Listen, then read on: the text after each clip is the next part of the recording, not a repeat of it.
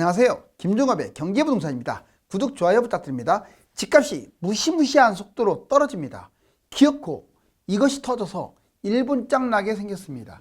전국 모든 아파트가 급추락하면서 가계부실에 따른 금융위기 경고가 쏟아지고 있습니다. 집값 하락이 2020년 수준은 물론 2017년 수준까지 급락할 것으로 봅니다. 불과 한두 달 전만 해도 감히 생각하지 못했던 부동산 대재앙이 눈앞에 펼쳐지고 있습니다. 매도자와 매수자, 무주택, 1주택, 다주택자는 생존을 위해서 어떻게 해야 할까요? 유료 상담은 010-3999-8808 제가 직접 지속적으로 상담해 드립니다. 꼭 전화 주십시오. 자, 집값 무시무시하게 떨어진다. 이거 터져서 일본장 난다. 이게 지금 미국 지도예요. 그렇죠? 미국 지도가 이렇게 있습니다. 그런데 이 부동산이 어떻게 돼요? 지금 막 급추락하고 있네요. 마침내 미국마저도 지금 심각하게 타격을 받고 있습니다. 먼저 부동산 세 가지 폭탄 터진다. 하나도 아니고 세 가지. 신규 택지 공급 속도 전에 3기 신도시 입주와 맞물리면 공급 폭탄 이렇게 나와 있네요. 자, 보면은 먼저 경제 폭탄. 전 세계적으로 지금 경제가 아주 힘든 상황이죠. 두 번째, 공급 폭탄. 바로 이게 방점을 찍을 것 같아요. 이것 때문에 제가 보기에는 대폭락할 것 같아요. 세 번째, 인구 폭탄도 터집니다. 그전에는 인구는 폭탄이 터지지 않았는데 이제는 달라요. 생산 인구가 급감하고 있고 저출산 고령화로 지금 인구가 계속 줄어들고 있습니다. 보실까요? 자, 부동산 세 가지 폭탄, 경제 폭탄, 세계 경제 침체, 전쟁, 물가, 금리, 성장률 이게 다 영향을 주는 거잖아요. 이게 지금 나아질 기미가 보이지 않고 있어요. 두 번째, 위험자산이 지금 이것 때문에 폭락하고 있습니다. 주식, 암호, 부동산 지금 계단식으로 빠지지 않나요? 잘 보세요. 계단식으로. 이제 코스피도 2000 분기가 지금 초읽기예요. 자, 주요 지표 하락, 시세, 거래량, 매매 심리 무엇 하나 집값이 상승할 만한 거리를 제공 못하고 있어요. 바로 이 경제적인 문제가 심각하고 두 번째, 공급 폭탄. 자, 만약에 30% 정도 떨어질 게 공급 폭탄이 터지면 60%까지도 떨어질 수 있어요. 이거 특정 지역이 아니에요. 아, 여기는 공급 물량이 많으니까 더 많이 떨어지겠네요. 약간 더 떨어질지는 몰라도 이거는 경기도, 지방에 다 똑같은 얘기. 서울도 마찬가지고요. 자, 과거 1, 2기 신도시 때 어떻습니까? 집값 대폭락의 빌미가 됐어요. 원인이 됐어요. 난리 났었죠? 자, 3기 신도시 이번에 100만 가구. 잘 알아두셔야 할 게 1기에다가 2기에다가 더해서 3기예요. 이번에는. 그리고 물량도 제일 많아요. 이게 한 4, 50군데가 생기게 되면 난리 나겠죠. 얼마 안 남았어 이것도. 사전청약 다음에 본청약하고 바로 입주하는데 시간 많이 안 걸립니다. 공급 폭탄이 한마디로 2022년부터 2026년 사이에 자 분양도 하고 입주까지 공급 폭탄이 아마 일어나면 대폭락할 겁니다. 세 번째, 인구 폭탄. 2020년 이후에 총 인구, 생산 인구 다 감소 중입니다. 우리나라가 지금 인구가 이제 떨어지고 있다 이 말이에요. 줄어들고 있다. 특히 돈을 벌 수 있는 생산 인구 15세에서 65세 사이 인구가 급격하게 추락. 주택수는 급증하는데 저출산, 인구 급감. 더군다나 저출산으로 전체적으로 인구가 줄어들고 있고 또 내용면에서도 안 좋아요. 자, 뭘 모르는 사람은 가구가 늘어나지 않습니까? 자, 잘 보세요. 1인 가구가 41%예요. 이게 좀 지나면 45%. 이제 1인 가구가 절반 가까이 지나는 시대인데 1인 가구가 무슨 집을 사고 뭘 하겠어요. 1인 가구는요 20, 30%밖에 여력이 없어요. 20대와 거의 60대 이상이기 때문에. 지방, 수도권 외곽 나중에 난리 난다고 보시면 돼요. 결론적으로 경제폭탄, 공급폭탄, 인구폭탄 때문에 집값이 추락한다. 자, 집값 대응 제대로 해야 합니다. 이거 아주 중요합니다. 이것만 잘해도 여러분들이 크게 손실 볼 염려는 없어요. 먼저 매수와 매도를 한번 볼까요? 매수는 사는 사람이죠. 자, 매수자들 잘 들으세요. 아무데나 청약 넣지 마요. 반드시 특급이라고 썼습니다. 가점 나빠도 지금까지는 떨어졌어도 앞으로는 달라요.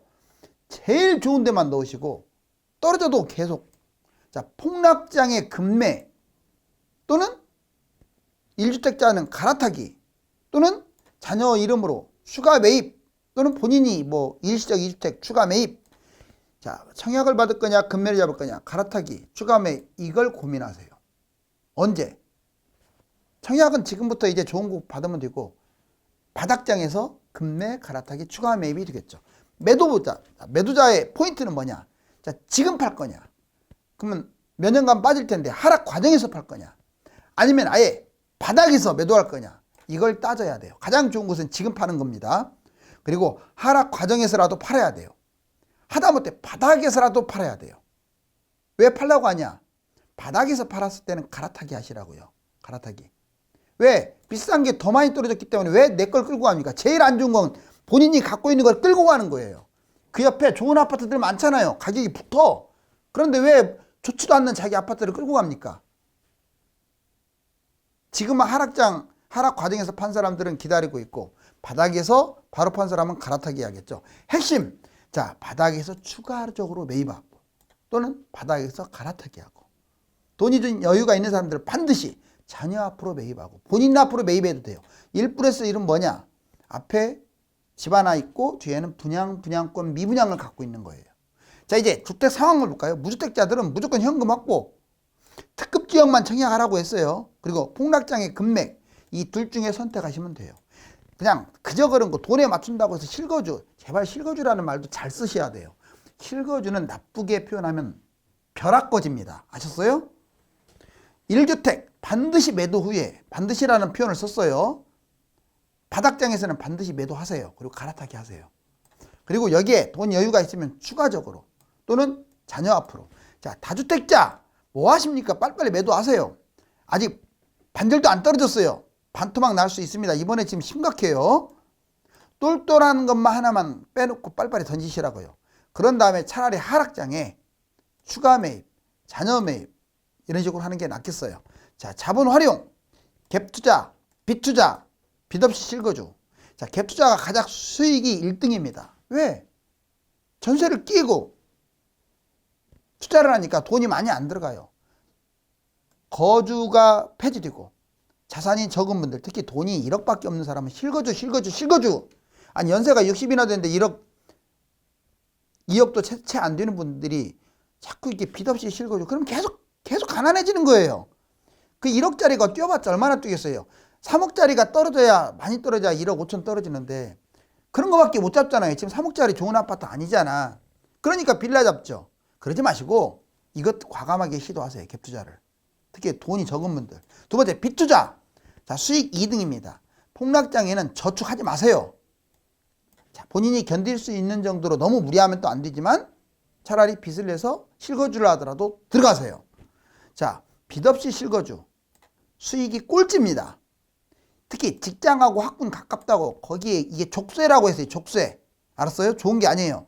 직장 학군 근처에 집을 잡는 사람들은 망하는 거예요. 한마디로. 넘어가 볼까요? 부동산 전망 3가지. 자, 이제 상승이냐 하락이냐 폭락이냐 아직도 설왕설래 하는데 뭐 설왕설래 할 게 뭐가 있어요. 지금 제가 보기에는 집값 폭락 쪽으로 가고 있는데 그래도 주장들이 있으니까 여러분들 참고하세요. 자, 집값 상승할 거다. 내년 정도. 자, 공급이 지금 부족하다. 지금 나는 공급 폭탄을 얘기하고 있는데 공급 부족하대요. 입주 물량이 지금 부족하다. 여러분들 지금 입주 물량 부족하니까 집값 뛴다 이런 말 지금 쑥 들어갔죠. 왜? 입주 물량 부족한데도 계속 폭락하고 있잖아요. 하지만 공급이 부족하다. 침체에서 회복을 할 것이다.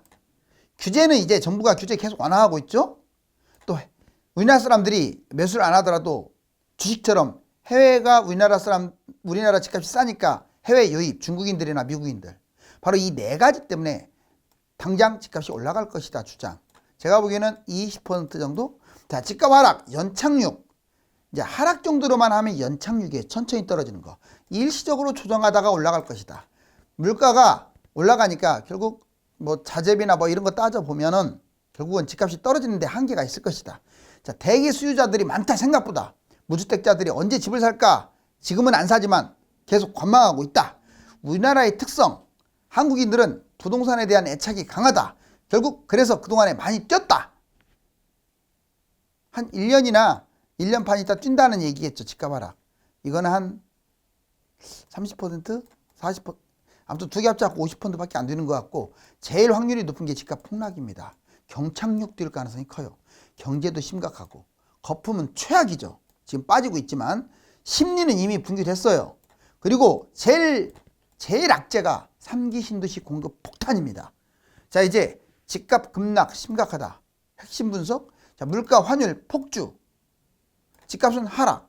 한국 경제의 비상등이네요. 자, 집값 급락 심각. 결국 제 입장은 여기인데, 자, 먼저 집값 급락 어느 정도 심각하느냐. 하락 속도가 너무 빨라요, 지금. 아니, 어떻게 된 게 수도권이 6개월밖에 안 됐는데 어떤 데가 40% 떨어지고 이런 사례가 없었어요, 과거에. 이렇게 안 빠집니다. 짧은 기간에는. 그런데 다른 나라하고 지금 도미노식으로 다른 나라하고 지금 연결이 돼가지고 경제까지 침체가 돼서 하락 속도가 너무 빠르다는 거. 그 다음에 거래 없이 지금 하락이에요. 특히 매물을 중심으로 하는 KB 시세 아예 거래 없이 급락하고 있어요. 미분양 급증 사태. 지금 미분양은 지금 한 달 한 달이 다르게 엄청나게 늘어나고 있어요. 전국 집 동시에 폭락한다는 거예요. 지금 1년 전에 폭락한 세종이나 이제 하락하기 시작한 부산이나 둘 다 반토막 난 것들이 나오고 있다 이거예요. 보통 기간이 길면 더 하락폭이 큰 건데 하락한 지 얼마 안 됐는데도 막 40% 떨어지고 그래요. 위험 요인? 세계 경제 침체, 전쟁, 물가, 금리, 코로나 거품 붕괴 이것도 커요. 지금 코로나 때문에 너무 지금 거품이 심한 거야. 그래서 주가 붕괴됐던 것이고 그 다음에 가상화폐 붕괴된 것이고 집값 떨어지는 거예요. 이게 냉정하게 말하면 폭락이 아니죠. 왜? 낮았던 것들이 뛴 거니까. 환원이죠. 환원. 복귀. 장기 침체. 2에서 5년 장기 침체. 이렇게 빠질 가능성이 지금 높아졌어요. 각종 지표 위험합니다. 위험 자산은 지금 주식, 암호화폐, 부동산 폭락하고 있죠. 경제위기 지금 신호도 지금 계속 더 커지고 있어요. 해결 방법은 집값이 지금 당장 올라가려면 바로 4가지가 해결돼요. 러시아, 우크라이나 전쟁 끝나야 합니다. 이거 해결 안 되면 집값 계속 떨어져요. 미국이 자국 중심이 아니라 자국 중심을 따지다 보니까 자꾸 금리만 올리잖아요. 세계적으로 좀 공존 공생 우선을 해야 하는데 그가 과연 늙은이 바이든이 과연 그럴까요? 여기 보세요. 세계 공동협의. 자, 세계 공동협의가 지금 쉽지가 않아요. 각국의 이해 타산이 막 맞물려 가지고 지들끼리 싸우고. 특히 미국과 유럽, 중국과 러시아. 뭐 미국, 유럽은 그나마 자본주의에서 등대 역할을 하니까 비판보다는 좀 박수를 쳐주고 싶은데 이 문제는 빨갱이들이에요. 중국, 러시아. 답이 안 나와요.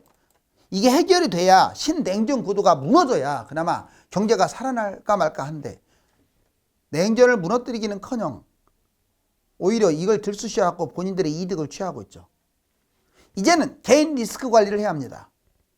여러분들 각자 자신이 자신의 상황에서 나의 상황은 어떤지를 판단해 보세요. 개인의 리스크, 위험 관리를 해야 한다 이 말이죠. 자, 먼저 현금 확보하세요. 현금이 많을수록 좋아요. 기회가 오면 때가 왔을 때 집중 투자를 하기 위해서 현금을 모아라. 1,000만 원도 좋고 5천만 원도 좋아요. 자, 투자는 하지 마세요. 절대로. 주식, 가상화폐, 부동산 뭐가 됐든 등등등 그냥 저축하세요. 사업에 신중하세요. 지금 사업에 뛰어들면 여러분들 거지 될 수도 있어요. 왜? 당장 지금 생산, 소비, 투자 이게 살아나질 않는데 왜 사업에 뛰어들어요? 아무리 목구멍이 포도청이라도 차라리 대리운전을 하든 일일 업무를 하든 뭐 제가 직업을 폄하하는 거 아니에요. 여러분들이 하고 싶은 어떤 일이든지 직업은 다 소중하고 더 귀하니까 그런 일로 뛰어들어야지. 사업을 하면 돈이 들어가고 인테리어 비용 또 좀 들어갑니까? 망하는 거야 그냥 부도나가지고. 직장 충실, 근무 다니는 직장에 감사함을 하고 최선을 다하세요. 돌아다니는 사람들은 이때 망하는 거예요. 돈을 못 버니까. 자산 정리, 주식, 가상화폐, 부동산 빨리 지금이라도 서서히 정리시키세요. 자, 부채 정리. 너무나 대출이 많거나 고금리거나 이런 경우는 부채 정리를 해야 돼요. 자, 무주택자, 소자본 위험 3가지 피해라. 특히 제가 관심을 많이 갖는 분야가 이 무주택자 그리고 자본이 좀 적은 분들, 이런 분들은 꼭 신중해야 돼요. 뭘 피하느냐? 잘 들으세요. 이분들한테는 사탄이, 악마가 속삭입니다. 이거 사라. 이거 사라. 근데 놀랍게도 사탄, 악마 이런 사람들은요, 여러분들이 잘 알고 있는 지인이에요. 지인. 알았어요? 모르는 사람은 절대 사기치지 않아요. 여러분들이 알고 있는 사람들이라고요. 주로 그 사람들 꼬임에 넘어가지 말라고요. 여기 보세요. 특히 주식, 가상화폐, 투자 이거 절대 하면 안 돼요. 위험자산 투자, 주식, 가상화폐 지금 막 빠지고 있는데 원인, 자본이 적고 소액 투자, 한 방을 노리는 이런 이상한 심보 때문에 이거 투자하는 거예요. 문제, 90%가 탕진하고요. 나중에 업무 집중 방해해서 직장도 제대로 못 다녀요. 자, 두 번째, 돈이 아무리 적어도 아무리 무주택이라도 빌라, 오피스텔, 땅, 외곽 지역의 아파트 이런 건 하지 마세요. 기다리세요. 못난이 투자를 하면 망합니다. 빌라, 오피스텔, 상가, 외곽. 원인, 가격이 싸고 대출 부담도 적고 내 돈에 딱 맞으니까 그냥 잡는 거야. 실거주라는 아주 달콤한 사탄의 속삭임에 넘어가가지고 뭔 놈의 실거주예요. 아니 집값이 폭락을 한 다음에 얼마든지 더 좋은 걸 잡을 수 있는데 뭐 실거주라는 명목하에 그래야 마음이 편하거든. 잡아도. 문제, 가격이 덜 오르고 잘 안 팔려. 이런 것들은 안 올라가고 안 팔려요. 평생 임대 살거나 평생 전월세 살아. 임대, 전세, 월세, 전월세. 공공 국민임대 사는 건 좋습니다. 나중에 분양을 받을까 말까를 이제 결정하면 되니까. 근데 끝까지 전세, 월세 또는 막 돈이 아예 없는 어르신들은 좀 이해가. 근데 젊은 사람들이 이러면 안 되죠. 그러면 평생 가난해지잖아. 원인, 임대에 익숙해져 가지고 집 살 생각 안 해. 공공 국민임대가 깨끗하고 저렴하니까. 문제, 화폐 가치가 하락한다는 걸 잊지 마세요. 지금 1억은 20년 후에는 3천만 원밖에 안 돼요. 결국은 전세 사는 사람들은 7천만 원을 날린 거예요. 평생 가난. 이번에는 30년 만에 네 번째 대세 하락 왔다. 사이클 분석. 여기 보면 자 올랐다 상승기 떨어졌다가 올랐다가 떨어졌다가 올랐다가. 자 이때 올랐을 때 여기가 바로 이제 하락장만 볼까요? 이때 하락이 91년부터 97년 IMF 때까지. 여기는 미국발 금융위기 때부터 2013년까지. 그리고 여기서 제일 누가 많이 뛰었냐 봤더니 강남 아파트가 압도적으로 많이 뛰었네요. 이렇게 떨어졌다고요. 강남도 이렇게 많이 빠지죠. 그런데 결국은 그리고 91년부터 봤더니 하락장만 봤어요. 이게 파란색이 하락장이에요. 자, 90년부터 93년까지 하락. 그 다음에 잠깐 하락한 적이 있죠. 97에서 99 IMF 때문에. 그 다음에 2003년에서 2005년에도 잠깐 하락. 그 다음에 이제 2010년부터 2014년까지 무려 5년간 하락. 미국발 금융위기죠. 그 다음에 여기 보세요. 계속 올랐다가 이제 하락장이 또 올 거예요. 이미 하락했어요. 하락하고 있습니다. 2022년부터 2025년으로 보는데 몇 년 하락하느냐는 가봐야겠죠. 규칙적이지 않아요? 하락도? 이제 한일, 대만, GDP 역전, 외환보유기 보세요. 여기 일본이 95년에 4만 달러가 넘었고요. 2010년도에는 5만 달러 정도 됐어요. 그러던 대단한 일본이 이제 여기 네모박스 친 거 보세요. 자, 우리나라가 지금 뭐냐? 까만색이에요. 우리나라하고 역전되게 생겼어요. 34,300, 33,500. 내가 보기에는 역전될 것 같은데요? 왜? 일본 엔화가 지금 더 추락하고 있으니까. 우리 원화가 조금 버텨준다면 올해 중으로도 역전 가능성이 있어요. 근데 문제는 대만입니다. 이렇게 못 살던 대만이 그냥 자국 반도체 호황이 힘입어서 오히려 1등으로 올라왔었어. 일본도 처음으로 제끼고 35,000. 물론 올 아직 끝난 건 아니고 예측이니까 올 22년 보자고요. 자, 외환보유액 4,600억 불인데 지금 4,100억 불. 여러분들 이거 이렇게 많다고? 우리나라는 수출 경제 예전하고 차원이 달라요. 이거 날아가는 거예요. 경제위기 터지면 이걸로 경제위기 못 막아요. 이 돈으로. 그리고 왜 줄어드느냐? 계속 돈을 갖다 풀기만 하고 뭐 하다못해 노름 비토한 사람들까지 빚을 갚아주고 있잖아요. 정부가. 그런 짓을 왜 합니까? 어떻게 된 게 노름한 사람들까지 빚을 갚아줘. 아무튼 그건 그렇고 또 환율 방어 위해서도 많이 쓰고 있죠. 자, 주요 외환국 우리나라가 8위긴 한데 마이너스 22억 계속 줄어들고 있어요. 이게 결코 많은 금액이 아니라는 거예요. 우리나라는 지금 수출입 경제를 위해서 먹고 사는 나라고 이미 규모가 컸기 때문에 이 금액으로도 얼마든지 금융위기 터질 수 있어요. 그러니까 빨리빨리 더 모아야 돼요. 자, 이제 가계부채 아주 심각하다. 우리나라 부채 지금 가계부채만 있는 게 아니라 전세보증까지 있는데 여기 가계부채만 봤더니 한국 105. 우리나라보다 높은 나라가 스위스, 호주, 캐나다야. 나머지 웬만한 나라들은 다 우리나라보다 안전해. 그런데 우리나라만 갖고 있는 전세대출까지 포함시켰더니 153.9야. 결국은 전세보증까지 포함시키면 우리나라가 더 위험하다는 거예요. 압도적 1등이죠. 자, 주택 재밌는 게 있습니다. 소비자 심리 지수는 이렇게 조금 반등했어요.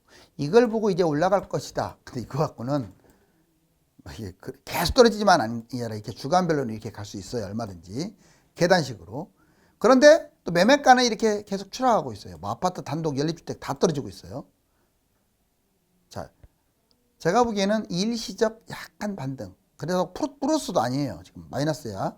자, 결론적으로는 지금 대세 하락에는 크게 변함이 없다. 여러분들, 이게 지금 로켓 폭탄이 아파트를 꽉 부여잡고 있네요. 터지면 안 되겠죠. 부동산이 언제까지 떨어질 것인지는 명확하지 않지만 우리가 생각했던 것보다 훨씬 많이 떨어지는 것은 분명해 보입니다. 지금부터 당장 무엇을 해야 할까요? 공부를 하든 특강을 듣든 남의 머리를 빌리든 하십시오. 감사합니다.